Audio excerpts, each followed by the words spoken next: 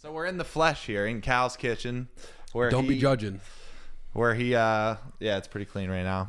Where he cooks and creates videos. I want to go back to the start of this because obviously you're now here, where millions of people across the world have seen your content, but it wasn't always that way. Obviously, everybody starts somewhere. So take us back to the Taste of Traymore days. What does that even mean? Where did you start, and how did you get into cooking?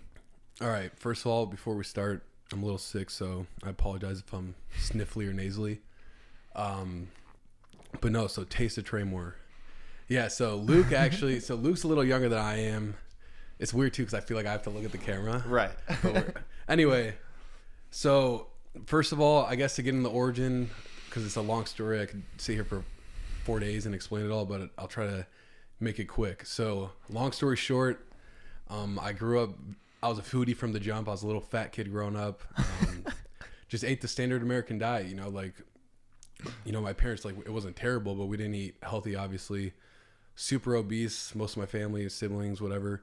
But I just learned and grew a strong passion for food. You know me, bro. I love to eat, dude. Yeah. Food across the world is a big cultural thing. It brings people together. It's a form of love. It's a form of unity, culture, and all those things. And I've always loved food from a young age. And I loved being in the kitchen with my mom when she was cooking, my grandparents, and I loved being around food and cooking. It's just always been a thing I've been interested in. So fast forward, it was something I was always interested in, and fast forward to around 8th grade, where I really got into fitness, health and fitness. That's when I had to learn how to cook, because part of eating healthy is you have to know how to cook. You can't just, especially in the predicament I was in at that point in my life, my family didn't have the money to eat out or, just buy all the healthiest stuff. So it was kind of a make do with what you got situation. So I started from the bottom of learning from, I'll never forget. I forgot who I was talking to. I was telling them what I used to eat. It might have been, it wasn't you. Who the hell was I talking to? Anyway, I remember when I first was all right, I got to get fucking healthier. Cause I was in 8th grade and I was overweight for heavyweight for wrestling. Oh yeah. My first year. Yeah. So what was heavyweight? So heavyweight was 250. I think I was 256 in 8th grade. And that's when it really hit me that I got to get my shit together. It's just that's, and I'm blessed at that age too. I was able to realize that because now when I reflect, at 25 years old, I was still a kid, 14 years old, I think, 13, 14. And so I started watching, I got really into the weight loss. It was very unhealthy the way I got into it. I'm kind of telling, because you mentioned before you wanted to talk about weight loss too. Yeah. So it's kind of, they both come together as one, really. Yeah. So I started getting into the weight loss and also getting into, the healthier lifestyle, but it wasn't all necessarily healthy the way I went about it, because I did starve because the wrestling culture, you wrestled, it's a wrestling culture, and just those make weight cultures of sports, it's extreme, so you make weight by any means possible. Yeah. And I started starving myself or just eating the bare minimum, cut out everything. I was just eating. So this is where I started cooking. I would literally boil, because we were broke, my childhood. I'm not going to get into all that, but I was broke. So my mom was able to get me frozen chicken breasts from Save-A-Lot, in, bulk. It was a bag, and I would literally just boil chicken breast, dude, and take them out with Sweet Baby Ray's on it, or whatever, open pit, whatever fucking barbecue sauce we had. Yeah. And I was eating that, bro. I wouldn't eat whatever was available for dinner. I wouldn't eat even if we got takeout McDonald's or Chipotle. I'm no. I was literally just eating fucking boiled chicken breast, dude. It's fucking disgusting now when I look back at it, but I was all right, this tastes like shit. I gotta learn how to cook better, Yeah. So I started getting more into it, and I had basic fundamentals from growing up. I loved watching the Food Channel, Chopped, Gordon Ramsay, all those things, Diners, Dive-Ins, or whatever fucking guy. I watched all that shit, so I knew I had it in me. So I started learning more about healthier foods, leaner proteins, whatever, healthier sources of carbs, vegetables, all those kind of things. And I just kind of started growing the skills as time went on to, one, because I knew I had to eat healthier because I wanted to lose weight. And two, because I didn't want to eat quote unquote healthy food that tastes like shit. Right. Boiled chicken, bro, you couldn't pay me to eat boiled chicken breast now. You'd have to put me in prison and a gun to my head or something. Yeah. But boiling, because I was watching these bodybuilders on the internet who were swollen. That's what you do when you're a kid. You look at what you want to be like, and then you copy it. So if I see this fucking bodybuilder boiling chicken breasts with plain white rice, I was like, all right, that's what I got to do. So I started doing that and started realizing the weight was starting to come off. Super unhealthy. Though, still barely eating, like way under eating, way overexerting my body, making like a homemade ghetto sauna. I would put blankets. So I would go in front of my heater and I'd put like 5 blankets over me, dude. Yeah. And just cover myself in the vent. It was literally my like homemade ghetto sauna. Like, I would just be sweating fucking bullets in there and listening to music to get through it. It was just fucking painful, bro. Like 20 minutes. And I'd have a garbage bag on me too. So I'd be in my ghetto sauna with my garbage bag, hoodie, sweats, double hoodie, double sweats, garbage bag. Don't recommend this to anyone, by the way. Never do this. Over the heater, dude, just sweating my fucking balls off. Mm-hmm. And I'd run up and down my staircase, push-ups, sit-ups. And that was the start of my fitness journey. Like I said, do not do it. Do not recommend it. There's much better ways to go about it. Yeah. And also the start to my cooking journey, because I started cooking all my own food. Because I was always a foodie growing up, and I'd cook here and there, ramen noodles, fucking eggs, random shit. Yeah. But when I started cooking all my own food, because then I started cooking my own eggs. It's separating the egg whites from the egg yolks, because I thought fat bad, because that was what the bodybuilder culture was. Eat white or just the whites. So I had to cook my own eggs, my own everything, rice, chicken, like frozen broccoli. I would just like steam it. And as I got older, more into the food scene, and that phase didn't last long. I think I dropped like 50 pounds, dude. So from 8th grade, like at second semester of 8th grade till freshman year at Ed's, I went from 256, and I think when I got to St. Ed's, that's where I went to high school, I was like 195, like 200, 195. So I lost over 50 pounds in a very short period of time in a very unhealthy manner. So take it back. So the turning point was 8th grade, mm-hmm. where you stepped on the scale and didn't make weight. Was that the one pivotal moment that you can remember, or was it a combination of things leading up to that point? Or had it always been on your mind, or was that kind of the first time where like, oh, I need to get my shit together? So it was always on my mind that I was overweight, because I'm a realist. I like girls, and I know if I was super fat, my chances of acquiring the beautiful women I was interested in weren't gonna happen if I was fat. Granted, there are people out there who are heavier that have a beautiful woman. But in my 14-year-old mind, that was something always in my mind was, it'll be hard to attract a female if I'm overweight, a female that I want to be with. It was unhealthy. Like, I just knew, like, fat shaming. Like, I got bullied for being fat, whether it be my older brother. We're tight now. It's nothing personal. Brothers fucking bully each other. But just other people, older people. That was always on my mind, just being bullied or, made fun of because of my weight. And then the wrestling, that definitely was a moment. And then, too, just the overall look in the mirror, because the whole start of where I'm at right now in my life really started like in 8th grade. I've always had a good work ethic. I've always worked hard in sports. I always challenged myself. I'm blessed to have gone through a lot of shit growing up that forced me to grow up quick and learn the reality of this world, and that anything you want in this life, you must earn it. It's not going to be handed to you. And if it is handed to you, it's not of value because you didn't earn it, so you don't know what it's like to sacrifice. So I knew from a young age I had to work hard. But 8th grade was really when it's like, if I want to be successful in life, it starts with my health. I got to get healthier, I got to be a confident individual in who you are, you got to be healthy. Especially it probably started with football. Like, you want to be better at football. You want to be able to be on the wrestling team. And football also helped in playing sports, youth sports. It was what helped me build that confidence, because you're competing. You're in a young, and it's a dog eat dog world, So when you're on that field with other youngins, it's like, if you're making plays and doing well and working hard, you inspire others. If you're that lazy player who's always getting yelled at by the coach or always complaining, the players don't respect you. It's a what's the term? A hierarchy. It's like, there's a hierarchy within every team. Within everything. And and I always had it to be my mission that I got to be at the top. And because but not at the top in a way of like, I want praise or I think I'm better than everyone else. It's just, I wanted that respect from in terms of work ethic. Yes, I wanted people to know that, like, hey, if I can do this, you can do it too. Like, we're in this together. We're one unit. We're one link in the chain, all coming together to accomplish greatness. So yeah. But yeah, that was in the weight, and circling back to your question, in the weight loss, was definitely just self-conscious, the way I look, Yeah.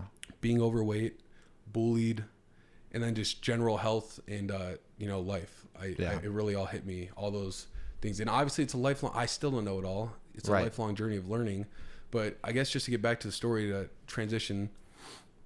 So then I get to St. Ed's, and that's when it really hit me. So I was working out and eating somewhat healthy, starting to learn about, I got that phase of me like starving myself was only during wrestling in 8th grade. Yeah. Because that's the culture they teach you too. It's like, you gotta make weight. You gotta make weight, So let's stay on that 8th grade topic for a little bit. If there's somebody out there that is thinks they're overweight, just doesn't feel confident in their own body, I love your story and I love what you do now because you've been through it. So like anything that you say, it's not you preaching to someone that you hadn't been in your past life, especially when you're speaking about someone who's, conquered it or is obese now and, wants to get back in shape. And that's a lot of your message right now, is just living a healthier lifestyle, an optimal lifestyle.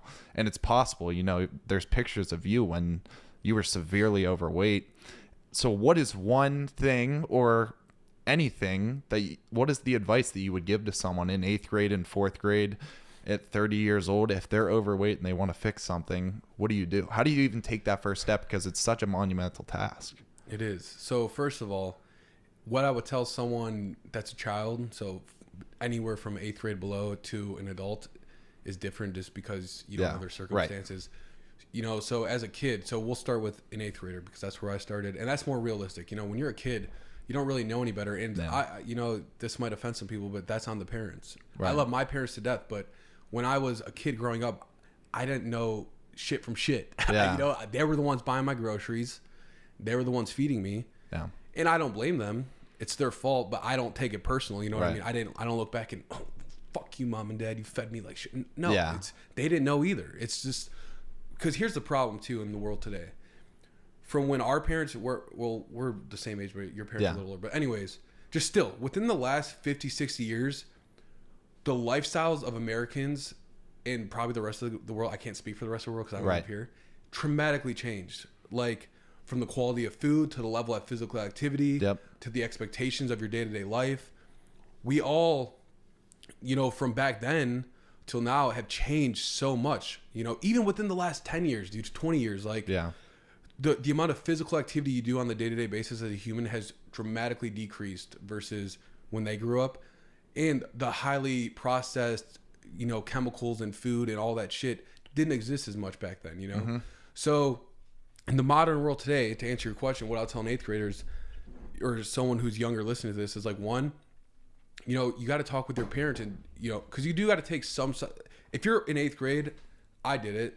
I'm sure you did it in 8th grade as well in some ways. You got to be able to take self-responsibility for something, ownership. You got to take some ownership. So if you're in 8th grade, 7th grade, whatever, and you realize like, hey, I want to be healthier. I want to start setting myself up for success in terms of health and fitness. Talk to your parents about, hey, do you mind? Well, first you're going to have to do some of your own research. You're going to have to learn what's best for you. I did it. Google's free. We have the internet. You literally have access to pretty much 99.9% of the information in the world at the tip of your fingers. So do some research. Talk to your parents about like things from the grocery store you'd like them to get for you. You start making that relationship like, hey, do you mind getting this or that instead of this, or blah, blah, blah, whatever. So first talk to your parents about healthier choices. Yeah. Keep it out of the house. So things that are bad for you, talk to your parents about keeping it out of the house. Because as a kid, it's hard. Like, and plus, if your parents, I think as a parent, if their child, because I know I saw it a little with my parents, started eating healthier, it'll make your parent want to live a healthier lifestyle. It's like, wow, my child is trying to be healthier.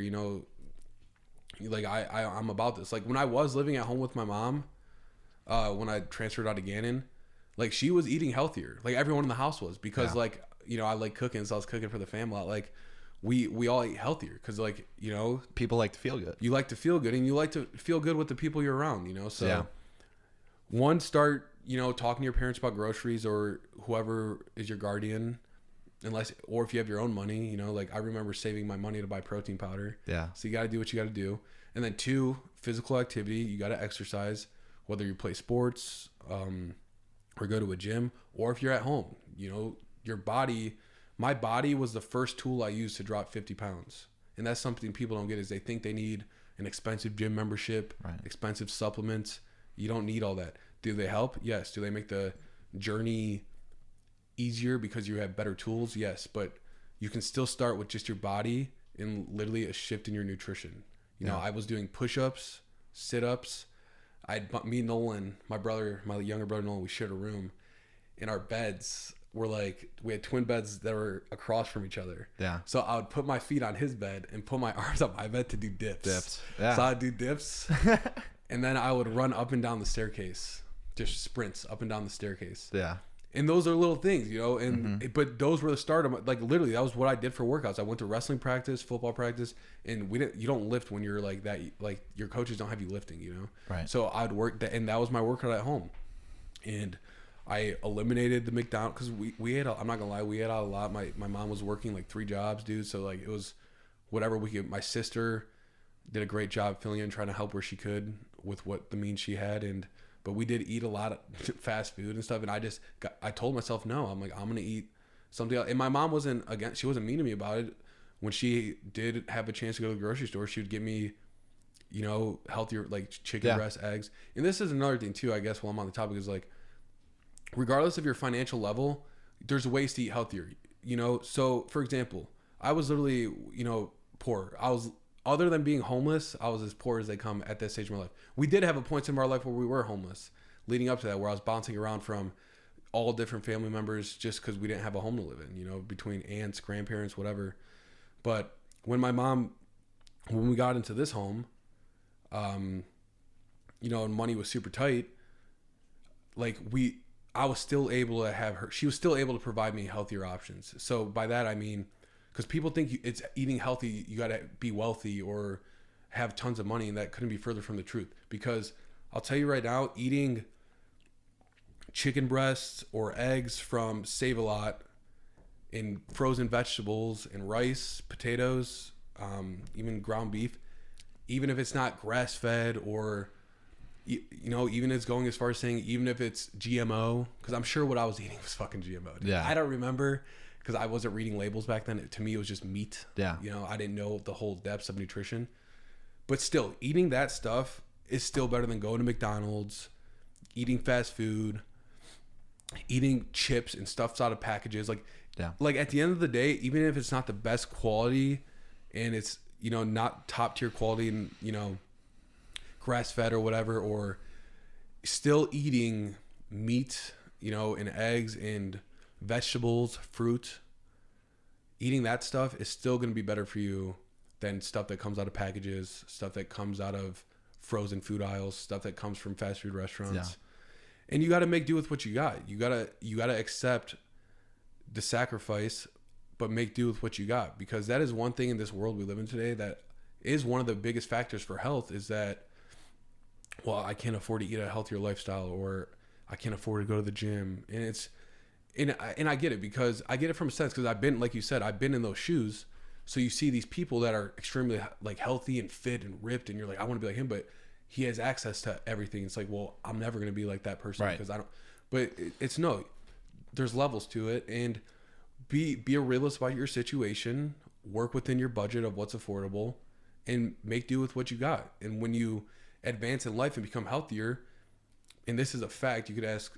I mean, it's not proven in books, but fact to me and anyone I've worked with and anyone I'm around who is into health and fitness, when you start getting serious about your health and fitness and improve your overall well-being as a human being, you naturally start succeeding more in other aspects of life. Financially, relationships, friendships, all those things start getting better because you're becoming a better person. You're becoming a better asset to this world. And it starts with yourself from within. So you got to, regardless of your status in life, where you're at, or the situation you're in, you can always find a way to take one step in a better direction. I completely agree, and that's very well thought out. I want to break down the mindset of it a little bit more, because I think about this when you start on the path to conquer a monumental task, like a weight loss journey, like something that you don't you can't see the whole full path because it's going to take months, years, whatever it is. You're someone that made it from here to here, and you were able to conquer it. Did you find yourself thinking about the end product a lot when you were that fat kid? Or did you sort of focus on, hey, if I implement these daily disciplines, I just need to do these things every single day? Or were you infatuated by one day I'm going to be skinny? What was the motivator? Because that's such, there has to be days where you're like, this is not worth it. Because there's so many ways where you could just give back into your old self. So what was it that kept you going? It's just truth. I'm trying to think of how I want to answer this. Were you someone that posted a picture on the wall and you're like, maybe 50 pounds, like, this is it, I'm just going and I'm never going to stop until I get there? Or were you someone that started these daily disciplines of doing the sit-ups, push-ups, and then you realize, like, maybe you caught some momentum, maybe the daily, like, it started to compound, the consistency started to compound, and you were able to find momentum from that? Like, what was it? What can you be motivated by when you're down in the dumps in terms of that? For me, it was more towards the second thing you said. I never really saw a big picture. No. It was just attacking the day-to-day. I knew in 8th grade where I really... Ooh, excuse me. I feel like I was about to burp. But no, back to what I was saying. Like, I knew... So my life, when you're a kid, because 8th grade is still a kid, you're not really thinking about finances. Like, I knew we were broke, but, like, I wasn't, like, in my head, like, I got to get rich right now. Or, like, this... I was aware and realist of my situation, but I knew I only could control what I can control. Yeah. Does that make sense? Yes. So my mindset every day was, like you said, it was that spark of motivation that started it, where, I was tired of feeling this way and living this way. And then it was followed by the progress day in and day out.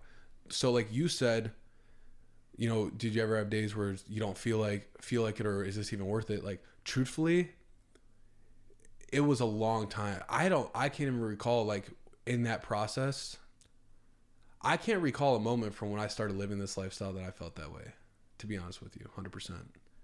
And that you felt what way? That I felt in a way of, like, is this worth it? Like, is this even worth doing anymore? In everything in life, because I am blessed, beyond blessed. And I don't know if this is because of the chemical makeup in my brain or because of the circumstances I was in, but once it hit me, like, I don't even know what to call it that hit me, but once it hit me in around 8th grade with my health and everything else in life, like, becoming so mentally aware of my life in 8th grade, from everything, from how my parents grew up and everything, and our financial status and the situation we're in, why my siblings act the way they act, why I act the way I act, like, just... It's like I got this weird, crazy awareness instilled in me in 8th, like, in that period from when I realized I want to get fucking healthier. I'm fat as shit and my life sucks and I'm poor and all this other stuff. But the moment I realized that I'm only responsible for what I can control and nothing else matters, it's been a lifelong journey since that carried me all the way to today. So yeah, there are days that are hard, and there's days I might not feel like doing something. Even back then, there might have been days I didn't feel like setting up my ghetto sauna and sweating it out. I still fucking did it because I knew progress is addicting. So Tony Robbins, and this is years later, so I wasn't even aware of this. I was just doing it. It was back then, like, I didn't know who because, I'm big into the motivational stuff and the speakers. Like, I didn't listen to any of that. I didn't know who Eric Thomas was. I didn't know who Tony Robbins was.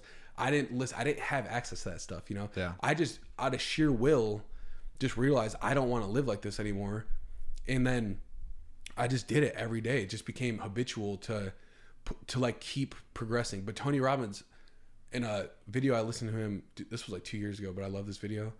I'm really weird about YouTube, by the way. A little sidetrack. I only like videos on every other social media platform. I'll just like shit. But on YouTube, I only have like 100 likes because it's only stuff that I actually know I'll go back and rewatch. Yeah. So, but it's this video of Tony Robbins talking about how, like, meaning in life and happiness and fulfillment as a human being comes from progress. You have to constantly be progressing in something because that's what keeps you going in life. So, like, it's not just about financial success, health success, relationships, marriage, kids.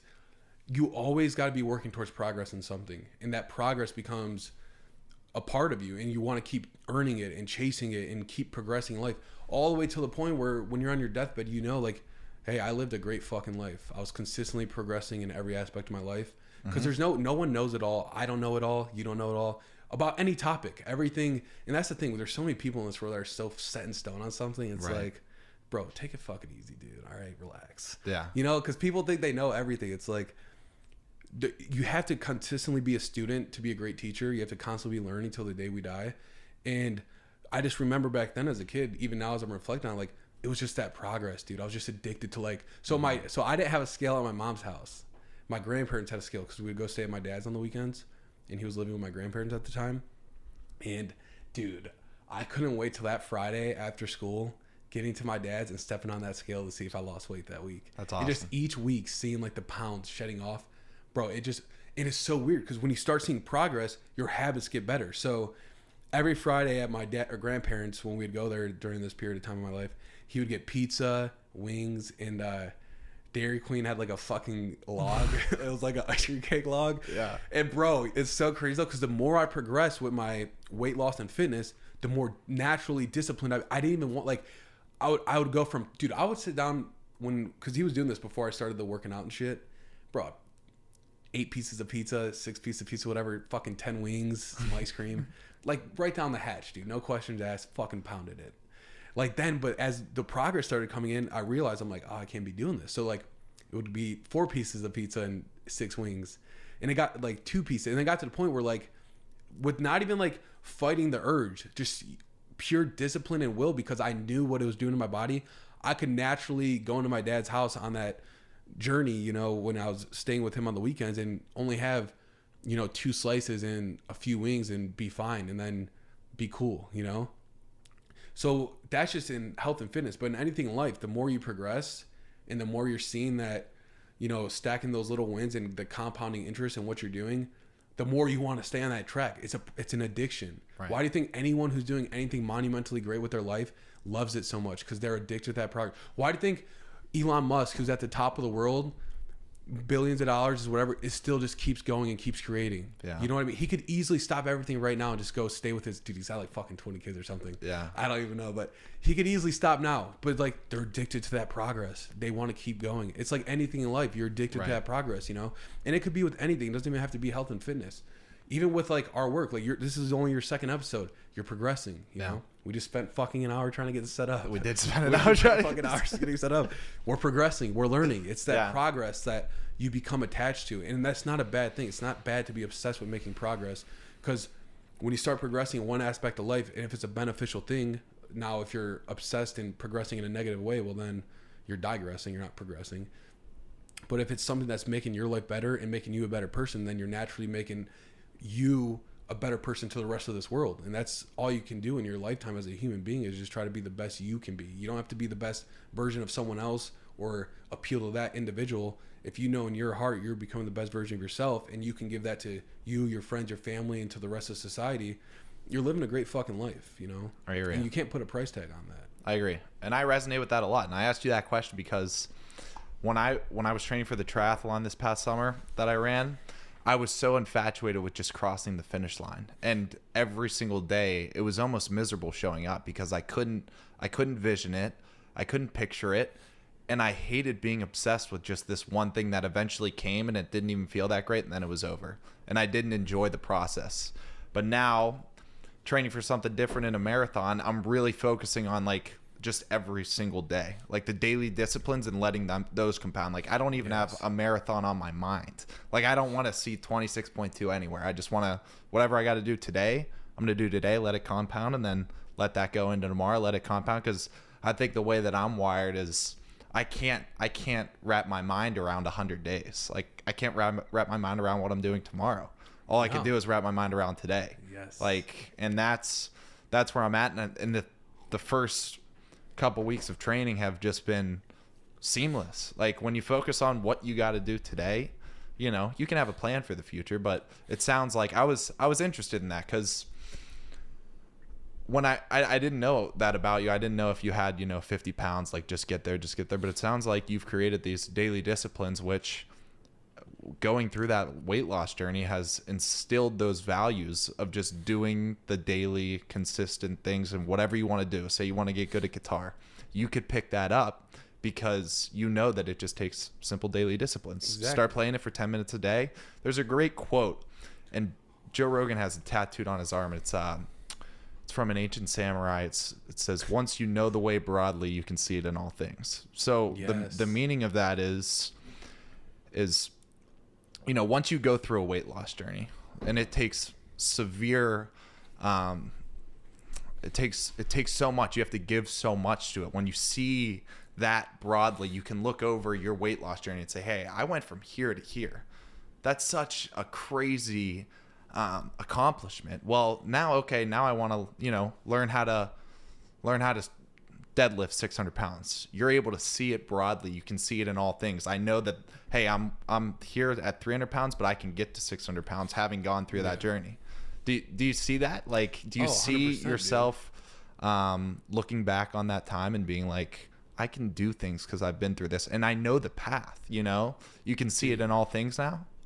Bro, you know this, but all my other close friends, Maddie, Nevin, my brother, anyone I talk to or that's really close to me, it all stems back from like the instilled daily habits that I learned back then. So, like, I'll give you an example that I forgot who I was talking to. You know me, I'm always talking. Yeah.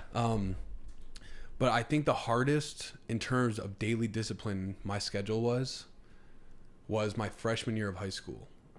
And I'll give you a brief rundown, but after being able to get through this, my freshman year of high school, dude, everything in life is easy. I know I have hard days. I'm not going to sit here and act like I live in fairy tale land. Like it's perfect. No, I have some days that are harder. I have some days that are tough, dude. I have some days where my head hurts, but it's still so easy compared to my freshman year of high school, man. Right.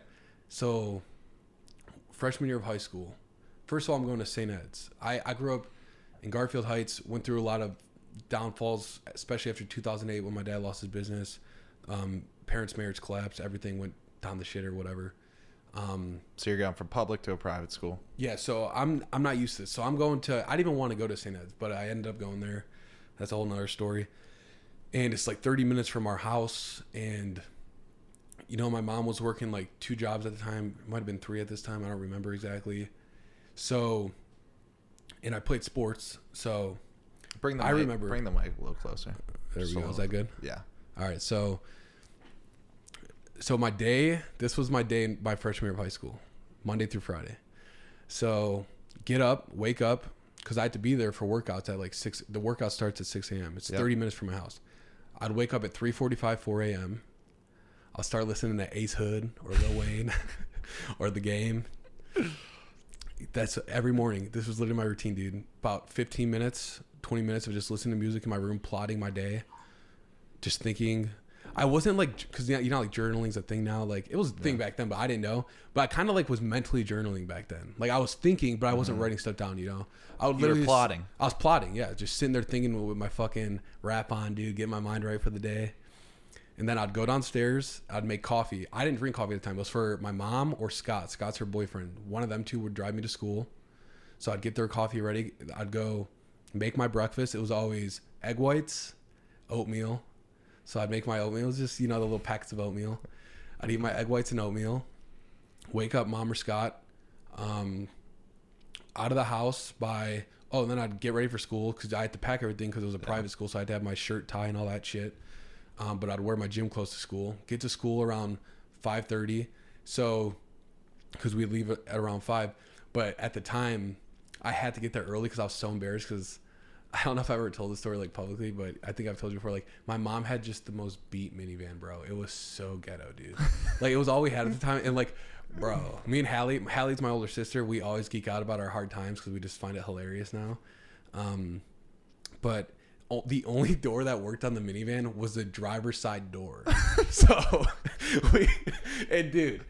we all had to fucking pile in, dude. Like, so I would carpool sometimes with my friend Cam. He was the only other kid I knew going into St. Ed's, and he lived like in Garfield as well.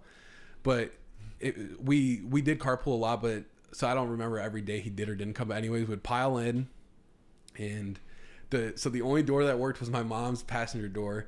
The driver's side, first of all, the van was beat, bro. Like, it's fucked up, dude. The driver's side door was held together with with hangers, you know, like wired hangers. Yeah. Or the passenger side, I mean. Yeah. So it was because it was fucked up off the hinges. So it was just held together with fucking duct tape and fucking wired hangers. And I couldn't imagine showing up to the private school. And oh, like bro, everybody... it was so. I would lie and say workout started at 5:30, so I'd get there before everyone else. Yeah. Well, she had to take me too because she had to get to work, so she had to be there. But there'd be days like where she didn't have work in the morning, and I'd be like, no, I gotta be there at 5:30. Like, because I did not want to be seen getting out of that fucking vehicle. There was days she would drop me off so early, the doors would be locked, bro. I'd have to wait for a janitor to show up. Because I used to get dropped off some days at like 4:45. Yeah. You know, and the janitor's didn't get there till like 5. But anyway, so I'd get dropped off. I'd pile her and Scott or whoever, because sometimes they'd both come. They'd get out. I'd get out. Have to crawl over, get out. And then I'd go sit in the locker room. That's when I'd start getting ready for the workout. Take my pre-workout, just listen to my music. I say music is a powerful tool, man. Like music really got me through a lot of my hard times in life, man. Any specific songs? Dude, I'm trying to think. I used to love My Life by T.I. I think it's The Game or T.I. or both of them. It's like My Life. I don't know the words. I love that song. I love Kid Cudi. I got some issues. Soundtrack to My Life. I'm trying to think of other songs too. Oh, I loved Big Sean Memories. That was another good song I loved. There's a lot of them. Dude. So music. I was listening. I was that kid. Like, you ever see those fucking movies where it shows like a kid with music on all day, like his little AirPods and little like thought bubbles? Yeah, that was fucking me, dude. I had music on 24/7, bro. Yeah. So I'd get to school, get through the lift. Okay, so say, long story short, wake up at 3:45, 4. Eat whatever, leave for school by 5, get to school 5:30. Workout starts at 6, workout from 6 to 7:30, go to class, shower, whatever, go to class, school from 8 to 3. And then due to my schedule, or my parents, my mom, she couldn't, like, I couldn't have a ride home until like 7, sometimes later, bro. So I'd either work out again or do schoolwork or do something. I also had a job at the school parts of the year where I'd work like events just for some extra money. And so yeah, get to the school around 5:30. I'd be stuck there till at least 7, 6:37. 6:30 is like a great time. Like, fuck yeah, I get to go home early, you know. Sometimes 8. Me and the janitors became boys because I was there so much. They're like, like, you're still here. Like, you know, usually they're supposed to kick you out of the weight room and shit. They never cared. They loved me. They were my boys, bro. They would sometimes like, all right, we're leaving for the night. Like, we're locking up. You gonna be all right? I'm like, yeah, she's coming. They're coming. Yeah. And you know, because my mom had to work, bro. She had a busy ass. Like, there's 4 of us, you know. So, get home around say 7:30. I'd eat dinner. I'd either make if my mom didn't make something healthy, like healthy in terms of like what I thought was healthy at the time, I would make my own food. If she made something like some kind of meat, like protein, I'd just eat the protein and veggies. Yeah. Because I got to give my mom credit, you know, because I know I'm sitting here talking about how I had it rough, but she still tried her best. She gave it her all. Like, I will never discredit my mother or father because I don't blame them for anything. Like, yeah, they should take self-responsibility for what happened or for like my life, but like, no, I'm an adult now. Like, I have no grudges. They tried their best and try to make ends meet with what they were able to do, and I will repay to them as their son as time goes on in life. Anyway, get home. Because my mom would have to work the night shift. Like, she was also a bartender because she like worked at a pet store and a bartender. So I'd eat dinner, and then I was like, you know me, I'm a clean freak. So to my siblings, they know this true. So they came and knocked me, but they used to be messy, bro. So I'd have to put in my earbuds or whatever. So I'd eat dinner, 7:30, whatever, clean the whole house, kitchen, do all the dishes, clean the living room, get everything straightened up. Finally, it's like 8:39, go upstairs, take my shower, plan out what homework like that I had to do for the morning. Cause I was like that kind of kid that would rather go to bed early and wake up and do my homework than stay up late. Yeah. Unless it was like a project. Then I'd go to sleep by 10 and do it all over again. Every Monday through Friday, my whole freshman year, my whole sophomore year, until I got my own license and I was able to drive my junior year. That was my routine, dude. That's sick. So having that strict of a schedule and what I was doing at that time makes everything easy, dude. It makes everything easy. Everything is so fucking easy. Right. Now. Bro, when I have to wake up and if I film a food, that's fucking easy. I have to wake up and talk to 6 people on the phone that day for my fitness business. It's fucking easy. Dude. Right. I got to write someone's work. It's easy. Everything I do now is easy. Yeah. The only thing that's hard now is when one at the gym. I put my throat like yesterday. Like I just like to, because I gotta humble myself. I gotta make sure I'm experiencing pain and suffering to make the rest of my life easy. So I'll crush myself in the, not every day. You got to be smart with your body, but I will put myself through some extreme workouts that maybe aren't good for my joints, but it's good for my mind. Yeah. Deep meditation, deep thought, just seeing other people, like, because this world is a fucked up place, man. I know I'm over here talking about my life. There's still millions of people who had it way worse than mine. Right. You know, I was never actually living in the streets, eating out of trash cans. Yeah. I have both my parents in my life. I have all my family members. Like, that's another thing too. We live in this society where everyone's always victim mentality. It's like, oh, poor me. Like, fuck you. All right. Someone else has had it way worse than you. And I know you shouldn't compare your journey to other people's, but you know what? You're still, at the end of the day, a product of your habits. Okay. Yeah. Not your environment. I know that's a big saying, and I agree with that. You are a product of your environment in a sense, because your environment is around you, but it ultimately comes down to your habits. What do you do on the daily basis? That is what defines you. Not what you say you're going to do, not who you talk to, not what you think in your mind. No, what are you actually doing from the moment you wake up till the moment you go to bed? That's who you are. And if you don't like it, only you can change it. Not your parents, not your friends, not your siblings, not some guy on the internet who's posting motivational stuff, not Tony Robbins, none of these guys. Yeah. Only you can change that. I like that. And that's what defines you, is what you do from the moment you wake up till the moment you go to bed. Awesome. Nothing else. You know, because when I say what I just said about your product of your habits too, not your environment, although you are of your environment as well, it's just more, it's more of your habits. You know what I mean? But I don't want people to think, well, what about those people that are in terrible environments? How do they fix their habits? And I agree. There are some people, because you always got to play the devil's advocate or whatever it's called, you know, where people are going to say, yeah, woo, woo, woo, woo, you know, like, so I'm just trying to answer that while I'm on the topic. Well, it's like, yeah, it's hard to speak to every single scenario. Exactly. Everyone has a different situation. So you're trying to have it speak this message into a broad scope where, you know, there's a million different situations that people could be in. So you're prefacing with whatever you need to say. Yes. And my point is though, is just like, so like I was saying, if someone, well, what about if my environment's this, it's like, all right, yes, there are people out there that have extreme terrible environments. Right. And that is very unfortunate. And I do truly feel sorry for them. But if you're a human on this earth, like as a kid, it's way harder. And I will never blame a kid for their circumstances. You got to take, I mean, if you're a functioning, you know, human being, you do got to, at a certain age, be able to take self-accountability and responsibility for your situation. You know what I mean? Like, I really became aware of that between 13, 15 years old. And everyone's different. But there's still, circling back to what I said earlier on in the podcast, is even if your environment's so hard, there's still something as an individual, no matter how hard it might be, that you can do to make your life just a little bit better each day. Just something, you know? Because I don't want people to get carried away with the message that, oh, well, he doesn't care about people that are truly in terrible, you know, it's like, no, I do genuinely feel bad for them. But if you're in that situation, because I know I've been in situations still worse than most, but there's still far more people that had it worse than me. You gotta just find that willpower within it. And it's hard to do. And it's, you know, if everyone had that dog in them, the world wouldn't be what it is today. Because that's another harsh reality, and that's a whole nother podcast we could do, but I'll just touch on the topic real quick, is that, like, this is a harsh reality. Most, you know, everyone has the opportunity to be great, but not everyone's going to be great. Yeah. We all, if you're on this earth functioning, you know, especially here in America, if you live in a free country, where you can start a business, whatever, do what you want to do, we all have the opportunity to be great, but it's the facts. No, not everybody can be great, you know? And it's a harsh reality to accept, but you as an individual do have the choice where you're going to fall, you know? Are you going to live an extraordinary life? And that doesn't even just mean money. It just means fulfillment and happiness. Are you making the most of your experience on this earth? Mm-hmm. And you have that freedom to do so. It's up to you if you're going to do it or not, you know?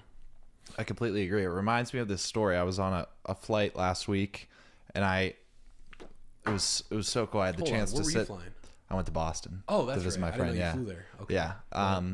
And I sat next to this guy who grew up in Tanzania until he was 18 years old, and came here after college or after high school. And I was just picking his brain about, his transition here and different things and what Tanzania has to offer, which Tanzania is beautiful, in Africa. But he was saying how I asked him about the homeless situation. They're like, are there a lot of homeless in Tanzania? And he goes, no.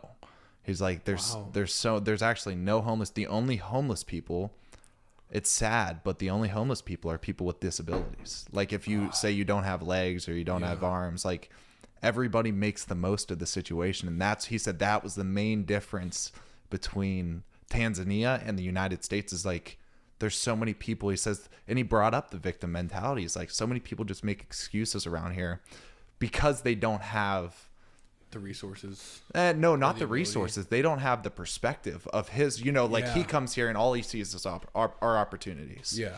Where some people are here and they just play the victim card and they say there's no opportunities and they live in that victim mentality when how can you look at a place like Tanzania with much less opportunity and the only people that aren't homeless are, disabled.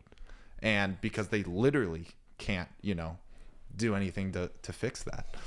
I just thought that was that's good, dude. It's the reality though. It's sad, It is. And there's so many opportunities to do stuff like this and just see like where it takes you. It's so cool to have opportunities, and when you grow up around it, it's sometimes difficult to realize how many opportunities there are. Like you can literally, especially in the United States, do anything you put your mind to. Like you look at a guy like Kevin Hart who just came up from nothing, in the inner city of Philadelphia, and now he's one of the biggest faces. Like truly anything is possible, and you can't have that victim mentality if you want to get anywhere. You can't, because there's no one to blame. I think the first thing you got to do if you're gonna change your life monumentally, whether it be with your health, fitness, etc., is get sick of your own shit, because you're more than your external world. Your internal world is what's killing you. Your self-dialogue, your daily actions. You got to look yourself in the mirror, and most people can't. We live in a world today, if I guarantee you, the majority of people can't look themselves in the mirror and say, I love who you are, I'm proud of who you are. And that's sad. I genuinely feel bad for those people, but there's got to be some self-responsibility. You got to accept that, okay, that's my reality. Because I've been there. That was my reality at a point. Yeah. But you got to decide, though, that you're going to change that. And like your person from your flight, like he hit the nail on the head. It's just, especially in this country, there's so much victim mentality. There's so much divide. There's so much hate. And it's so crazy that people get, how do you have the time to even get caught up in it is my question. Like right. When I'll be, because me, I'm on social media. That's like you were just saying, you could do anything if you say your mind to it. That's how I built my life, is around the internet. And I just see, like, sometimes I get hate comments, and dude, I mostly post food and health stuff. But I'm just like, how do you even have the time to type that paragraph and talk shit to me? Right. How? Like, what in your life, like, you got time to do that, you motherfucker? Like, what the hell? Like, so many people are zombies, bro. They've accepted that, well, they don't even know. I think they subconsciously accept that their life is not going to be what they want it to be, so they're going to vicariously live through the lives of others and form these extreme opinions and extreme thoughts and like act upon them via social media and like blame the world. And it's just like, dude, relax, hit the gym, start eating healthier, figure out what you like to do, start doing that, figure out to make some money, go get a job, even if it sucks, use that money to supplement the lifestyle you want to create, and then start making continuous progress. But no, rather most people want to bitch, complain, because it's easier to live your shitty day-to-day life, not for people like you and I, but for the people who are trapped in their own mindset. In their head, it's easier to live their daily shitty day-to-day life and talk shit and, hey, sorry, my dog, enough. But it's easier for them to live that shitty, like I was saying, that shitty day-to-day life, that complaining mentality, that hatred, because it stems from within, It's just like, well, I'm not happy with my own life, so no one else deserves to be happy. Right. You know what I mean? It's just... And you actually live the complete opposite of that. And I love having you as a friend, because you bring a unique perspective where you're even like, take it to the point of, I'm never going to wear somebody else's jersey. Like, I'm not going to be involved with any, I'm not going to treat somebody else's success like it's my own. Like I'm on my own journey, you Yes. know? So break that down. Yeah, Like what, so I just like even sports. So Luke knows me. I don't really watch sports. I'll watch them here and there, but Yeah. like celebrities, I'm not into celebrities. There's people I don't get it twisted because I know like Matt, my girlfriend will be listening. She'll be like, "Oh, I know you love so and so." Yeah. It's just to fuck with me. But no, like in the grand scheme of things, I don't really idolize anyone because you appreciate them, I but appreciate you're them. not infatuated. Yes, and I feel inspired by them. But who am I to? How am I gonna get the most out of my human experience if I'm spending my day-to-day life idolizing other people I wish I could be like? Right. You know what I mean? Like you see dudes, bro. We'll talk about dudes here because you know I'm big on like modern being a man. You know, Yeah. there are dudes, thousands of dudes, who will get up at 5 a.m. on a Sunday, look themselves in the mirror with their jersey on with someone other man's name on the back. They think they look fly. They might make good money. They might have their watch on, thinking they're the shit. Go to some tailgate at 5 a.m., start pounding beers, talking about all the pussy they're going to get in the bitches. Do this and do that and put their heart and soul into this sports game, whatever, football, basketball. Go back home, feel like shit, have zero pride in who they are as an individual, and complain they don't have time to hit the gym, work on their own hustle, create their own sense of fulfillment, but they have so much time to go idolize and do other shit to support other guys' dreams and realities. And once again, I think it's good to preface that, listen, you can do that stuff. You can. You can do that stuff. And it's not, the jersey is just an image of, it's all about the mindset behind it. Are you truly just living through this team, this person? Yes. Or are you also in touch that you can make your own greatness? Exactly. You know, so I Yes. think that's what you're trying to get to. It's not actually the jersey that bothers you. It's not the jersey. mindset of it. It's the mindset. It's the mindset of living through somebody else. When you hold that same exact, it might not be in terms of athleticism, but something else, you Yes. hold that same amount of creativity. You need to give the world your art because it needs it just as much as that person, you know? I believe we all, as an individual, as a human, have some kind of gift. You have to, like, whatever religion you believe in or whatever higher power, like, we're all here on this human experience for a reason. We're one speck in the ultra universe, you know? Like, if you want to get really crazy, like, we're really just one speck of the grand scheme of things. We don't even fucking know what the grand scheme of things is, you know? So it's just like, you're one little speck on this earth, like, don't waste it not living up to your full potential, you know? And it's like you just said, it's not about the jersey thing, like or being a sports fan. You can love sports, but you need to have your own life and your own shit in order and your own charisma and your own like identity before you're gonna pour in and be something else. And you know what I mean? Like, because don't get it twisted. I played football at high school and college. Like, I love fans. It's not about being a fan that's the problem. I'm a fan of a lot of things, you know? I'm just saying, like you said, it's the mindset. And it's not even just sports. It's everything in life. There's so many people, just back to what I was saying, where like, we were talking about social media, they go talk shit on social media and do this, that. There's so many people that emotionally invest so much energy into things that have nothing to do with their day-to-day life, bro. That shit blows my mind. Like how do you have time to argue on TikTok about the most stupidest shit? Go do push-ups. Like, what the fuck? You know, it's like, go make a steak.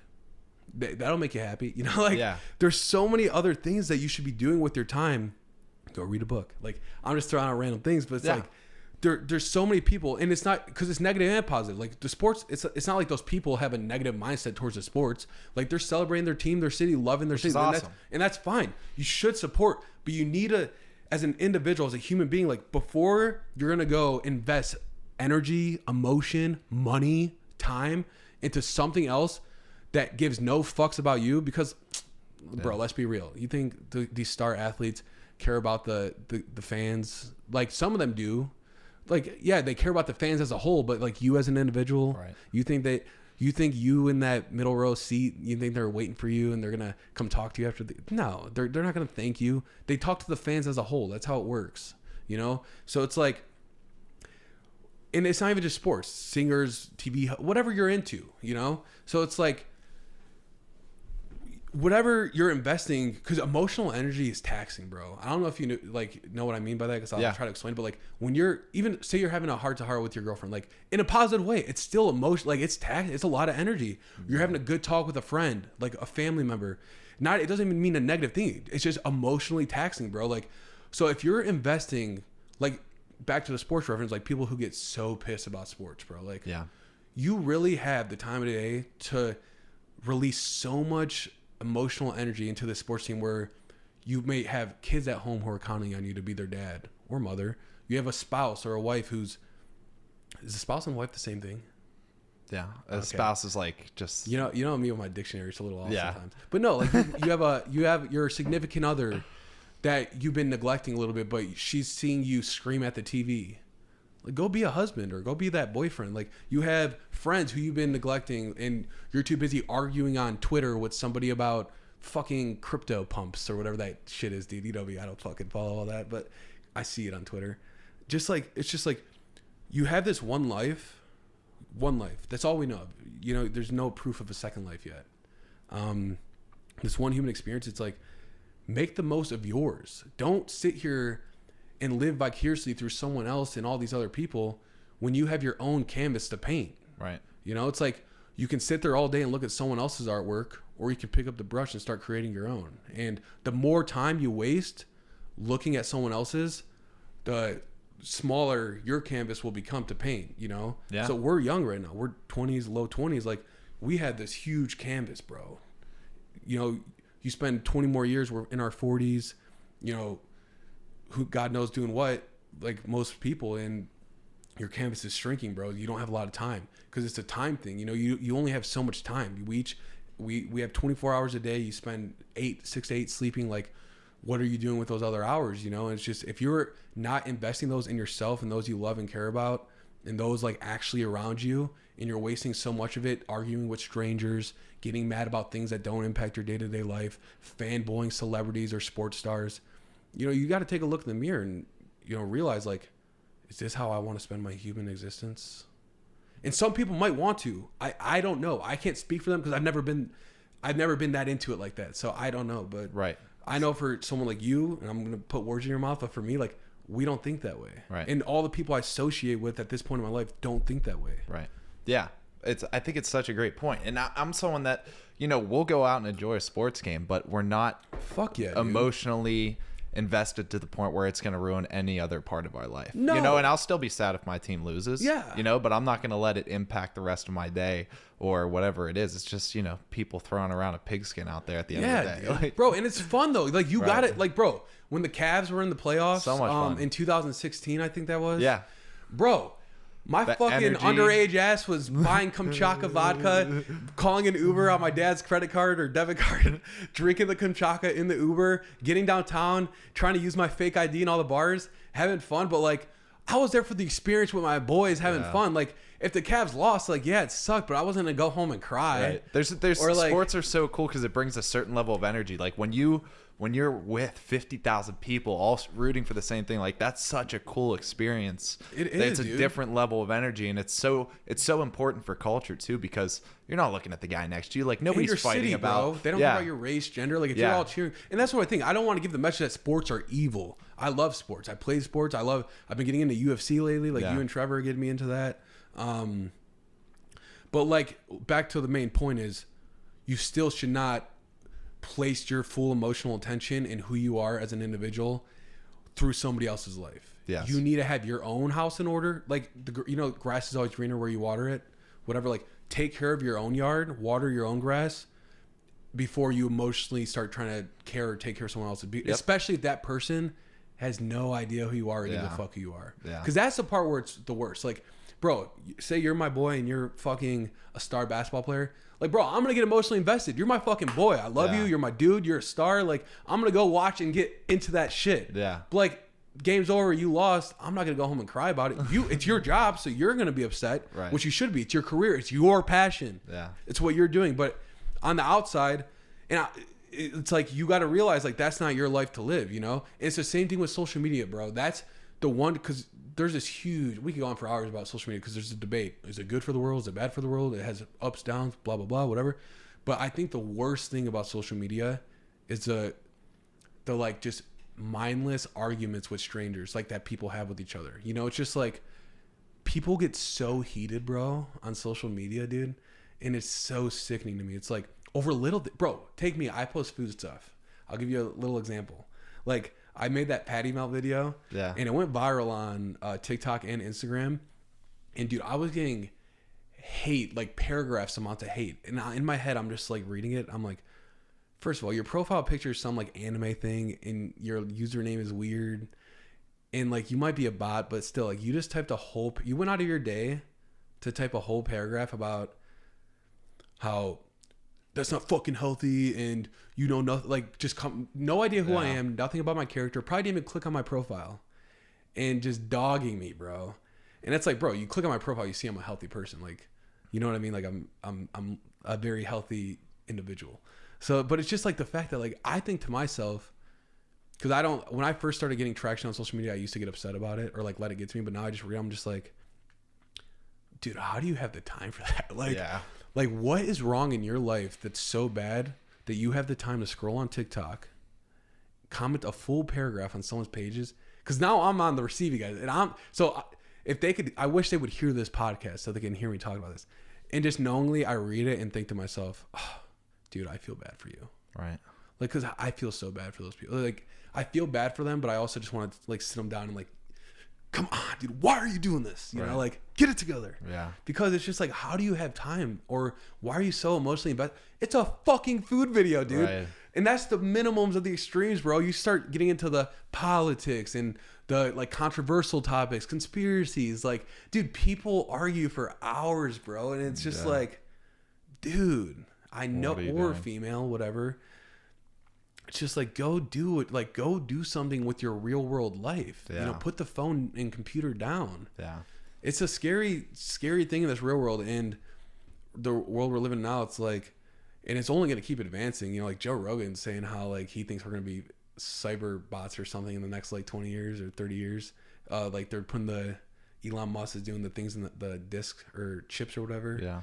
So it is scary, but like, I think I guess just to circle up this topic is one, identify who you are as an individual and be that person you want to be before you start falling emotionally invested into other things in the external world, you know? Because like I said, we both said there's nothing wrong with it. You can support things you're interested in. There's things I love that some people don't like. There's things you love that I don't like. But you can be a fan of things, but first have your own identity and work on yourself. Put yourself before everything else. Because if you put yourself first, you're going to become the best version of yourself to the rest of the world. I've said that like 4 times already. And then number 2 is just like, control your emotions. Like you need to be emotionally stable in this modern world because our brain, even 20 years ago, did not have this much stuff thrown at us on the daily basis. You know what I mean? We like, just remember being a kid, you wake up, like I just remember waking up, watching some cartoons, eating a Pop-Tart, like as a little kid, you know, playing games and stuff, like going outside, like we're all, dude, that was only like 15 years ago. Now I'll see 3-year-olds, bro, with iPads. Dude, I remember when I got my first flip phone in 6th grade, I thought it was the fucking coolest thing ever. Yeah. You know what I mean? And it's scary. And it's like, yeah, we got to advance as a society. So I get that end of the spectrum is like, well, it's human. Like we're meant to evolve, but it's like also don't forget to be a human, you know, have a good human experience. And that starts with being emotionally invested in yourself and those you care about. Like quit giving your energy to mindless, stupid shit, food videos, like even like politics. Like you can have your stance and your view and you could not agree with other people, but it's like, why are you wasting so much time? Like if you're in the political game, I guess, like if you're you know me, I'm not deep into that. So like if you're, what is it, like running, you know, you're into it. Like, yeah, that's different. That's your job or that's your career, or that's your passion. But like, if you're just a normal citizen like you and I, it's like, you have your freedom to stand up for what you believe in. And I respect anyone regardless of their beliefs. Believe what you believe in. It's your freedom. But it's like, if something doesn't go your way or the way you want it to go, it's like, don't let that ruin your day. Don't let that ruin your life. Yeah. Control your day-to-day life. That's what you have control of. Control your 24 hours. And emotionally keep that to yourself and to those you love. Because if you keep giving it away to stuff that gives no fucks about you, you're wasting life, man. You're wasting it, dude. I completely agree. Now you talk about you hit on the possible toxicity of any social media, and obviously you now make a living strictly through social media and different partnerships, and through cooking and marketing your business online. So how do you find a balance of working on these apps, but also and growing your business and trying to do as much as possible, but also not letting it consume your life? It's definitely a struggle. I'd be lying if I sit here and say I'm not on my phone too much. I would think anyone in the modern world who has an iPhone is somewhat addicted to their phone in some way. Yeah. If you're not, you're one, lying, or two, you're a very extreme disciplined individual, and I respect you. Yeah. But for me, I would definitely say I'm not bad with it. So I think we talked about this before the podcast about consumer versus creator. If you're on the internet, social media specifically, you're either a consumer or a creator, and that's your choice. And neither are bad. I need consumers, and there's things I consume, but I'm also a creator. It's, social media wasn't what it was 10 years ago, where it's just to shoot the shit with your friends, post pictures, you're at the club, you're on vacation, whatever, you got a new car or whatever, new pet.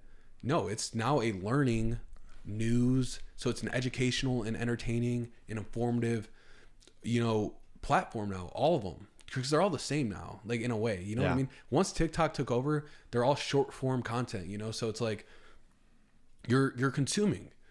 And for me personally, I'm blessed that I got into the creator market space early, and I was able to, leverage it to make money. And now that's like my full-time gig, and it's still growing. By any means, I wouldn't sit here and say I'm a financial fucking success, but I'm at a point now in my life where I'm confident in what I'm doing at the internet, where I don't feel the need to stray away from it. Like, I need to go harder. Like, I need to pump out more content, reach more people, create, help others create a better lifestyle for themselves while creating my own as well. Because like I said, forever a student till the day I die. I don't know it all, but I can help each other along the way. And that's one thing I want to make clear with social media and the whole argument thing before. Like, because I was talking to, I think it was my brother about it, because we were talking about just the hate comments. Like, I'm not on the internet to argue with anyone or social media. I'm on the internet and social media to share what has worked for me in my life in terms of health, fitness, success, mindset, and to continue sharing what I'm learning as I go. And if you don't agree or align with it, no hate, go do you. But I'm not going to sit here and argue with people, bro. Right. Like, that shit is so stupid to me. Yeah. Anyway. Hold that thought. I got to go to the bathroom. Again? Yeah. Dude, you're a piss machine. It's bad. I gotta get better. It's okay. Motherfucker loves pissing. No, dude, you gotta stay hydrated.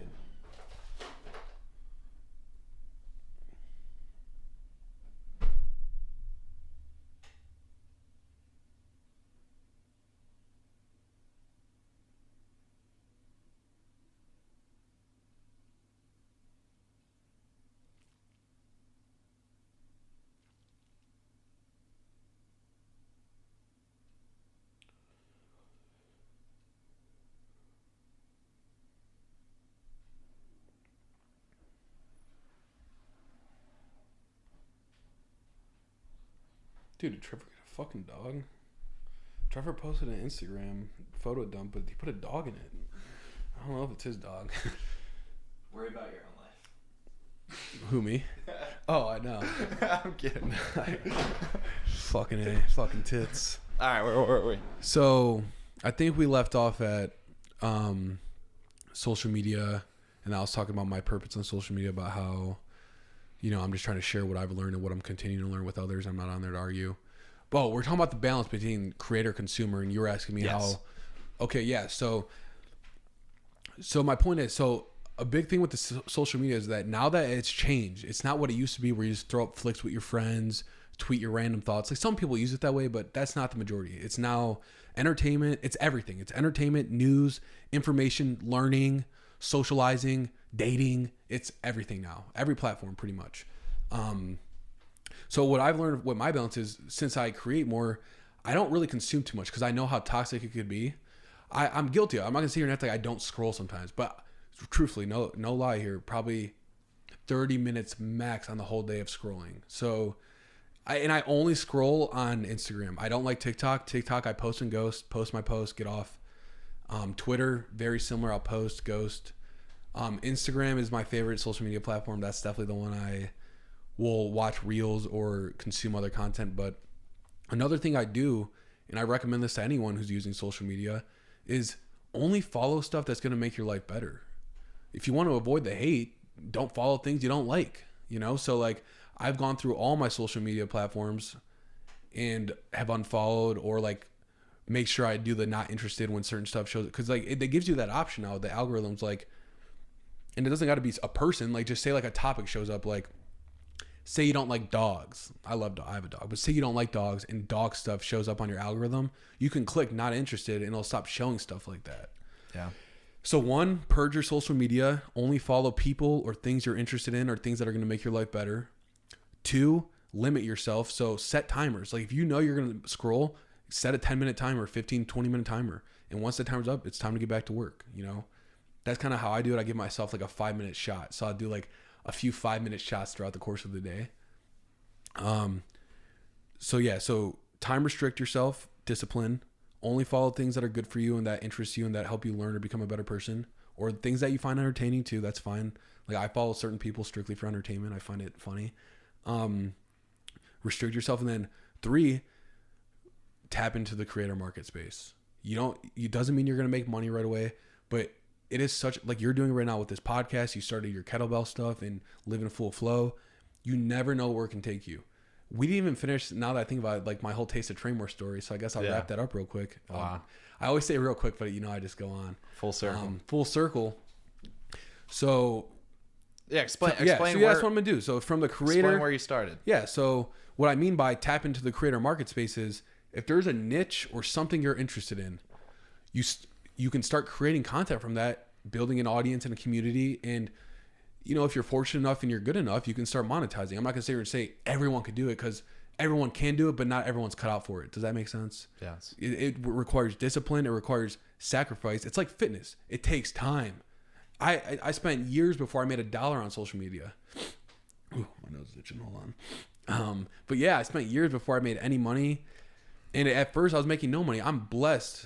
And I thank God every day. Shout out to my dad that, he turned his life around in the last 10 years and got shit together. And he helped me financially when I got out of college so I could pursue this social media dream, and I'm blessed for him. And it got me to a point where I got on my own and now I'm making money from it. But it's not even really from social media. It's the business I created from social media, from fitness. I make most of my money from coaching people. Anyway, so circle back to the creator marketplace. I started posting. My friends and stuff were like encouraged me to create an Instagram page for cooking. Cause excuse me. Your fucking nose is itching, bro. Anyway. Yeah, so I was like, you know what, fuck it, I'll do it. At this point in my life, junior year of college, that's when I created the first account, Taste of Traymore. That was my OG name because I lived on a street called Traymore in Cleveland, Ohio. There's an event called Taste of Tremont that I went to with my dad a few times, and that's what inspired the name. So Taste of Traymore, Taste of Tremont. I called mine Taste of Traymore because I lived on Traymore. And it was more of like a joke. Like I just posted stupid shit like food pics. Like I'd make the captions corny as hell, dude. Yeah. And I started getting like the John Carroll community to follow me, and I started like, once you see progress, back to the main point of today's podcast is progress is the key to life. You got to continue to progress. I started progressing and I was like, oh, I'm getting followers, like big accounts that inspired me, like were liking my post. So I started trying harder, dude, like making my food look more presentable. Cause keep in mind, at this point in my life, I was very well in a healthy place with my health, my fitness, because I remember at the beginning of the podcast, I was saying how like I had bad healthy habits that I thought were healthy, but were bad. But no, at this place, I was in a good place. Playing college football. Yes, I knew how to cook. I played college football. I had cool roommates. We had fun, whatever. So I started posting more and getting traction, but nothing crazy. Like this is like a year. It was just food pics. This was before. That's what I mean by social media has changed so fast. It was only pictures on Instagram when I started. Think about it now, dude. Instagram is literally everything. That is crazy to think about. It's crazy, dude. So, I just gained like, I don't know, a few hundred, like 800, I think I was at. And then I moved out of that college house into a new house. And I realized I had to change my name because I don't live on Traymore. So, and I was like, all right, well, I don't want to make my new name. What was the road? I don't remember. Not Bromley. Was it Bromley? No. I forget. Right behind the McDonald's. Bushnell. Yeah, Bushnell. Bushnell. Fucking Bushnell. Yeah, so I moved into a new home. And I was like, well, I want my name not to be attached to anything, just my name. So I was like, and I loved watching the Nelk Boys, and Steve will do it. So I'm like, oh, Steve will do it. I was like, oh, I'm going to call myself Calwillcookit because I was cooking, you know? And Steve, so shout out to Steve will do it if he ever hears this one day. Yeah, so he inspired my name. I'm like, oh, I'll call myself Calwillcookit, you know?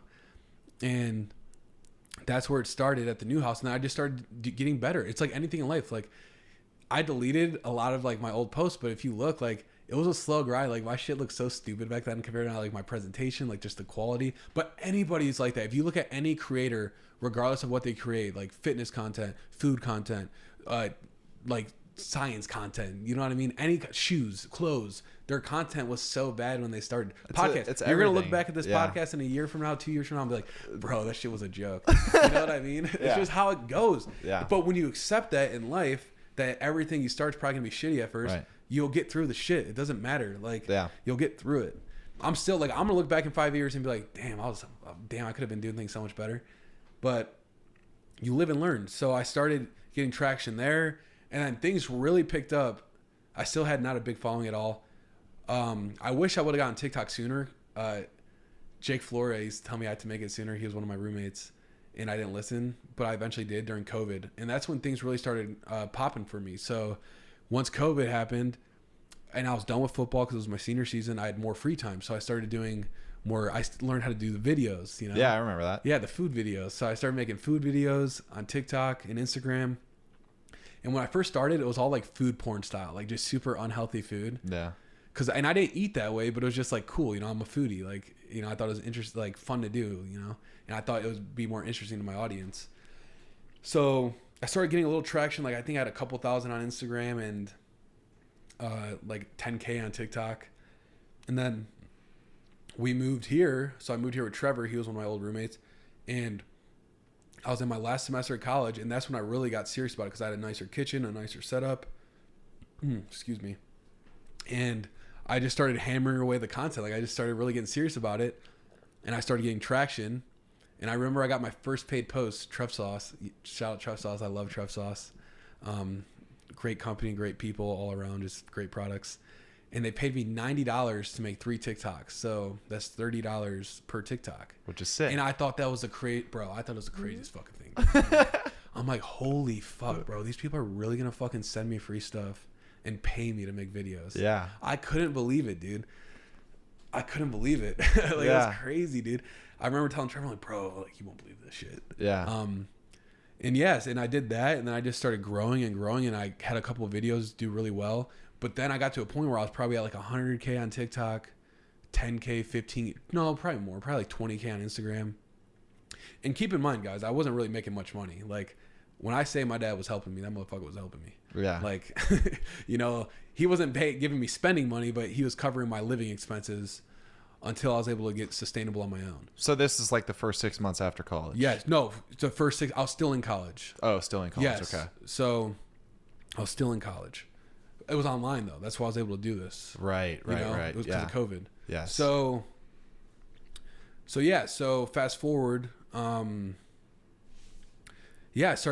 people started commenting like, how are you healthy? Like, cause I would show myself something, or I'd mix in one like fitness thing every fucking 20 food posts, and they're like, well, how are you such in great shape and eat this way? And then that's when I realized I was like, I'm a fucking phony fraud. I'm like, I'm sitting here promoting all this junk food. I was like, I don't even fucking eat it. I literally, me and Trevor take a few bites, and then we both look at each other like, all right, we gotta throw this away. Yeah. Like, bro, I can't eat that shit. It was fun. It tasted good, but like, I'm like, I can't do this. And I realized I'm like, I have a deep passion for health and nutrition and society as a whole and humanity. I want the human race to be the most powerful race of all this world, and I want us to thrive and become better. And I was like, I am doing harm to this race, to humanity, to my people by promoting this terrible food. Like, you know, and I'm not against anyone who does it. Like, do what you're interested in. I'm just so passionate about health and living a healthy lifestyle. And part of a healthy lifestyle is eating those kind of things on occasion.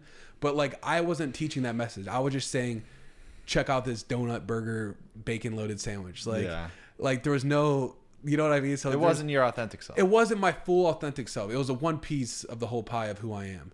And I'm like, you know what? I need to show I want to start transitioning into helping people live a healthier lifestyle. How do I do that? Make food that's more relatable, make food that's quick, make food that's easy, make food that's healthy and still taste amazing. So like I started making that transition, and I started getting traction, and I started getting more followers, and as the accounts grew, the partnerships grew, but it still wasn't sustainable. See, people get it twisted. People think followers are a dollar sign. Just because you have followers doesn't mean you're making money. And some accounts with small amount of followers make shitloads of money. I know people with 10K followers making 30, 40 G's a month, dude. It's how you leverage your community and the products and services you can offer. So like, you know, I'm not even crushing it. Like I'm at a point where I'm sustainable and I'm still growing, but like I've just learned in the last year or two, like probably the last like 15 months, like, all right, I got to start utilizing my opportunities here. Like I can't rely on partnerships. So as I transitioned, grew the audience, started trying to do more of my authentic self, I'm still have so much, you know me, dude. Like I plan on doing my own podcast. I plan on doing more like mindset stuff. Like I have the philosophy page. I want to do more fitness and health oriented content. Like, cause I know mainly right now it's still food oriented, but like, you know, I'm still able to run 50 Cal Fitness through that page just because the stories, the way I interact with my audience. And I meet some great people on the internet, and that's another beauty of social media. It creates so much opportunities. Mm-hmm. I've worked with people from different countries, bro. Like, not like there's people, I don't obviously close every person that's interested with me, but I had a guy reach out to me from Denmark, dude. That's crazy. Australia, like the internet is a crazy world of opportunity. But as my audiences grew and I started realizing, you know, I could really do something with this social media stuff, I started treating it more serious. I treat it like a job because it is a job. And it's not all fun and games. There's things that fail. There's things that go wrong. There's a video I could spend 10 hours at. Dude, remember the lamb chop Wellington? Did I ever tell you about that? Bro, yeah. I tried to make a lamb chop Wellington thing. Spent, first of all, like, it was $100. $100 was still a lot of money to me. You know, it was a lot of, like, I went to Whole Foods, dropped like $100, bro. Like, I'm broke as a joke. Fucking, I'm like, I'm gonna make this is gonna go viral, bro. And I made it all and everything. Spent like all day making it. It tastes like dog shit, bro. I was fucking. My dad came over and took a bite. He's like, dude, this is fucking terrible. I'm like, bro, I know, fuck. Which is so weird though, because like I thought it was gonna be good. Anyways, I threw it all away. Like there is a lot of failure that comes with it, with making content, and you got to accept that, and you got to get out of your comfort zone. And I'm talking fast right now, but that is the biggest, I think, perk. If you're going to get into the creator marketplace of social media, is it forces you as a human being to get out of your comfort zone, because you got to talk, you got to create. Like it's hard for people in today's modern world. Nobody talks anymore, dude. It's all texting and voice messages. Is like, it's a lot different. Like if we were doing this via Zoom, it wouldn't be as good, number one. And number two, I wouldn't be able to talk the same, because it's just like, the body, there's just so much that goes into it. So something like, about sitting, looking into somebody's eyes and having a conversation. So social media though, although it might not always be in person, it gives you that, it forces you to get out of your comfort zone, you know, look into a camera and talk as if you're talking to thousands of people. Mm-hmm. Create and learn how to edit and be tech savvy. Like you don't got to be perfect, by the way. Like I'm still learning this stuff as I go. You're learning as you go. We just spent fucking an hour trying to get this microphone thing figured out. Like, so I got to that point of Calwillcookit, and you know, that's like my brand and my 50 Cal Fitness. And because I went to college for fitness, you know that, and fitness has always been my main passion. Health and fitness, like lifestyle, like not one or the other, just living an optimal, healthy lifestyle is my passion, and helping others achieve that and achieving it within myself on the day-to-day basis, you know. And I was able, because I was training people in person for a little bit too. And I saw the demand online and the opportunities, so I transitioned to that and started 50 Cal Fitness. And I'm still working on that on the back end, and it's doing well. But obviously, I still need to get that social media aspect going with marketing and just providing more fitness content and health lifestyle content. So you can change more lives. So I can change more lives, exactly. But it's still crazy just to think, from starting from posting food pictures with my roommates back junior year of college to now, like the opportunities that came from it and the connections I made, dude. Like, I've connected with some big name people on the internet just because they like one of my videos, and then we shoot the shit in the DMs, like celebrities, bro. Like it's crazy, dude. So it's, the opportunities are there, but you just got to be willing to go through the shitty phases. Can't compare yourself. I used to fall into comparison trap. Like you see someone who might be in your niche doing well and they're blowing up so fast while you're slowly growing. You can't compare yourself. You're on your own journey, because if you start comparing yourself, you're going to lose your authenticity. And I'm guilty of that. I've not lately, but when I first started, I was falling into that trap of psychology. You know that? If you pick up your water, like I'm triggered to pick mine up. Yeah. Side note, sorry guys, I'm a nerd about certain shit. But yeah, so like you got to be yourself and just learn as you go, and you learn from other people. There's this, we live in this world too today where like people are so like, I did it my way. It's all me. It's self-made. It's like, well, no, you learn from other people. You worked hard and you're an individual, but like I'll openly admit, like I learned I literally got to this point by learning from other people. Yeah, I remember the first video that you made. You like had no idea how to make a video, and you reached out to somebody, and they gave you like, oh, I use this app. Yeah. It's actually not that hard, like it just will work. My boy Grilling with Dad. Shout out to Grilling with Dad. Is that who it was? I was a fanboy of his, man. I fucked with his content, dude, and and then he liked one of my pics, and I DM'd him. Because I remember you were saying like, oh, this video's just like. At this point, you were only posting pictures of your food, and then I remember the first video you made, you like, dude, I can't believe I reached out to Grilling with Dad, and he just gave me all the tools that he uses to make these videos, and like it's not as hard as I thought. So like there's so many different aspects too, and people want to help you though too. Yeah. Like when people reach out to me, I'm more than happy to. I don't get to everyone because like I got to a point now where I can't, like there's too many DMs, but I like take time. I help people, even if it's something like, hey, I'm so and so. Like, what do you think's a good start for losing weight? Like, I'll say, all right, well, try this. Or like, someone's like, hey, I'm in college, blah, blah. Like, what are easy grocery things that are affordable that I could start buying to gain or bulk up? You know, like, and I try my best to answer everyone, but it's hard. But still, just the opportunities that social media can create for you in the internet in this modern world is through the fucking roof. Our parents didn't have this opportunity. Like, nobody did. It's literally, it just started in the last 15 years, but really in the last like few years, bro. Like that's when this whole like creator thing like when my family members ask me what I do for work, like, and I tell them, they like think I'm full of shit. They're like, what do you mean you make money from the internet? Like, you know what I mean? It's like, right. And I some of them understand, but some of them I don't even try talking to about it because they just won't understand. And that's another part of the journey when you try to do your own thing in life. Is people are going to question you, people are going to doubt you, people are not going to support you. But that's why it's so important, circling back to what we were talking about before, having such a strong-willed individuality of who you are that you don't really rely or need outside sources of motivation to drive you to go do something. You just know in your heart and in your mind, like, I'm going to go fucking do this. I don't give a fuck what so-so and so-and-so says.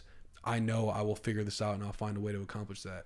And that's kind of the path I'm on now. Like, I ain't crushing it in life in terms of, I'm crushing it in life in terms of like peace, happiness, fulfillment. But like, I obviously have bigger financial goals that I'm attacking. I want to travel. I want to live a great life. I want to be able to take care of myself and my loved ones. And I'm going to get there. But it's like, you got to keep on going, one foot in front of the other, compound the little wins and stacking that interest. And you're in that journey now. Like, you have a great job, but you like the content stuff and now you're doing it. Like, look at Trevor, another one of our good friends. Like, he's got a great job and he's doing content. Like, and the more you're around people that are doing it, the better you'll become because you can learn from each other. You can bounce ideas off each other, and it's a great tool. And like I said, it's not for everybody. Some people aren't comfortable with doing it, and that's fine. You don't have to be on the internet to live a fulfilled, happy life. Shit, I'm very envious of people who have no technology at all because it is robbing us of a lot of our humanity things. You go out to eat, and you see a couple out to eat and they're both staring at their phones the whole time, or like kids on iPads the whole time. And it's just, it does not make me happy. Yeah. I don't want to get in a rabbit hole. Well, it's your fault. But it's just like, exactly. You're the one that's making the videos. Yeah. It's just like, I'm just like, you're right. But it's just like, you got to find that balance because, your question was, how do you find that balance between consuming and whatnot? And I guess the answer for me is just finding purpose in what you're doing on your phone or internet or computer, whatever you're using. Be intentional with it. Have a reason why you're doing it, and have the discipline to put it down when need be. But also to build on that, it's a great opportunity. It's changed my life. It's changing your life. It's changing the lives of millions, thousands. I don't know if it's in millions yet. Probably millions, right? Yeah. Yeah, changing the life of millions. You know, so it's a great tool. And if you're something you're passionate about and something you love to do, put it out there. You never know what can happen. I never thought in a million years this is where I was going to be at this point in my life at 25 years old. I thought I was going to go be a college strength and conditioning coach. I thought I was going to coach football. Thought I was going to go get a master's degree. And none of that happened. And I'm okay with it because I am fulfilled and happy with the path I'm taking. So if you're into anything and you're on the internet and you have access to the tools to do so and the time to do it, give it a shot and see what happens. Right. I like what you said. And I think you can create this echo chamber of everything you want to hear, things that get you mad on your feed. Or you could also, you know, create a business. There's so many different extremes when it comes to social media. And I love how you use it to, you know, like you said earlier, it's your canvas. You know, every video starts as nothing, you know, that's just, it's an idea. Maybe you pulled from different things, pulled from somebody else, but it's just this idea. And then it's an art form, you know, bringing it together, creating it into a video that's, you know, it's making short movies for a living, you know, and and it has your own unique touch on it. And it's so cool. Like when I first started making some videos, I started to realize, like, you think those videos just pop out, you know, like you don't, until you do something, you don't realize the complexity and like the different angles and taking this and really clipping together everything and making sure that it flows and there's the right music or the voiceover behind it. Like it truly is an art, and you're able to, it's cool when you can see like the progression of, you know, your old videos that used to say Calwillcookit on it that were just like so blocky and there was no transitions. They were so bad. To now where like people are invested from like the time you are able to see it and like the aesthetic and the saturation, and you just keep on compounding and getting better at it. And I'm glad that you've been here because you've been able to help me get my stuff going. But I guess we'll wrap it up here. We've covered a lot. And a lot of good stuff said. We talked a lot about the creator space, and just it wasn't not too long ago when I wasn't in it. You know, the thought of me having a podcast, I never considered it until like 2-3 months ago. I guess one thing, because you know, there's always going to be that spark of motivation that starts something, and I had it a couple months ago, and I just went with it, and that's why we're here today. So I mean, obviously, you make a living in the creator space now. You see that. There's a certain trajectory that comes with it. There's obviously it's becoming ever more so popular. And what is one thing, or what would you say to someone that, you know, wants to paint their canvas and start something on social media? What is one piece of advice? Whether it was somebody who, you know, wants to show what they're building in their garage to somebody who's, you know, fishing. I think the one piece of advice would be, one, you can't give a fuck what other people think, because that is what I personally think is the number one thing holding people back, is their fear of a family member, friends. I've had people tell me that, like they've asked me about it, and I'll be like, well, are you worried about what someone's gonna say? And yeah. So that's number one, is you can't. I know it's easier said than done, but you gotta just eliminate the thought that you can't let someone else rain on your parade. So don't give a fuck what other people think, and then two, just take action and do it and learn as you go. You could spend all the time in the world planning, buying all the tools, the microphones, the tripods, watching YouTube videos. But until you just get your hands and put them to work and, you know, start actually filming stuff and creating the content, you're never going to truly learn. You got to take action and make it happen. You know, it's like anything in life, fitness, you know, you got to decide, hey, I'm going to start working on eating healthier and actually do it. Relationship, you and I, we're both in relationships now, but we made the choice that, hey, we're going to pursue this girl because we're interested in her and we're going to see where it takes us. And we're both in great places. Like anything in life, your family, you want a healthier relationship with your mom or dad. Hey, I'm going to set up a date when we're going to talk and we're going to build our relationship. Because that's the one thing I've learned from focusing on myself, is everything else in my life got better with other people. And it's the same thing with the content. If you start doing content, you just do it. Your first video is going to suck. Your first podcast is going to suck. Your first tweet's going to suck. It's not going to get traction. It's going to flop. Most likely going to flop. You know, someone's going to pop off and say, fuck you, Cal. Yeah. You know? But it's most likely not going to do well, and that's fine. You live and learn, and you compound that interest from your mistakes, you know? So don't give a fuck what people think. Take action. Learn as you go, and you'll be amazed where it takes you. And another thing, too, that I want to add into that is, you can't do it for the financial gain. Like that's a piece of the puzzle, but that can really help your life. Like I'm blessed I got to that point, but it's fleeting. I went 3 years without making $1 from posting anything on social media, you know, and I was doing it consistently, you know, like I was very consistent with it, and I didn't make $1, and I never even thought I was gonna make money from it. Like I never this content creator job was never in my cards for me, you know. I knew I wanted to work in health and fitness. I knew I wanted to be a coach or trainer, but in terms of like building an online platform was never like what I thought I was gonna do. So you just gotta do it, you know. You learn as you go. So we'll say them right now in numbered order. Don't give a fuck what people think. Take action. Learn as you go, and do it because you love to do it, not because you're trying to gain something from it. That's awesome. All right, Cal. Thank you for coming on. Man. That was awesome. And thank you for sharing your experience. Fuck yeah, bro. Won't be the last time you're on. No, we'll do another one. Thank you, brother. Hell yeah. Peace out. Damn it, Breezy. We did it.